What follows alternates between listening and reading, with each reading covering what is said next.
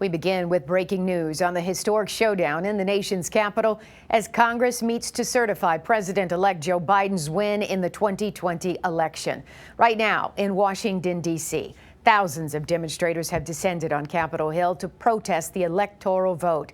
Let's get right to ABC's Andrew Dimbert. He is tracking the very latest from Washington for us.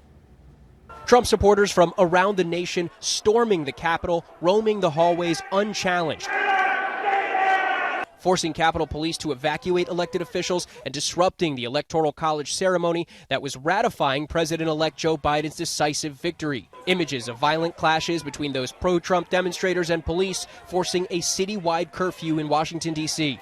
The outgoing president addressing the crowd, attacking lawmakers for not overturning his election loss of more than 7 million votes and the will of the American voters. We will never give up. We will never concede. Trump still echoing false claims that the election was stolen from him, now demanding Vice President Pence somehow prevent Joe Biden's win after it had already been certified by the states. But after 4 years of unwavering loyalty to Donald Trump, Pence showing defiance. In a statement before presiding over the ceremonial Electoral College event, Pence writing, vesting the vice president with unilateral authority to decide presidential contests would be entirely antithetical to the founders' vision laid out on the Constitution. Is the objection in writing? The constitutional oath sworn by each federally elected official didn't stop more than 140 House Republicans and at least 13 GOP senators from stating they would formally challenge the certified Electoral College results in at least 3 states. If Mike Pence does the right thing,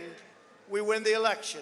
But the political theater will not change the outcome, and a collection of lawmakers from both sides of the aisle condemning the efforts to thwart Biden's presidency, calling it a threat to democracy itself. If this election were overturned by mere allegations from the losing side,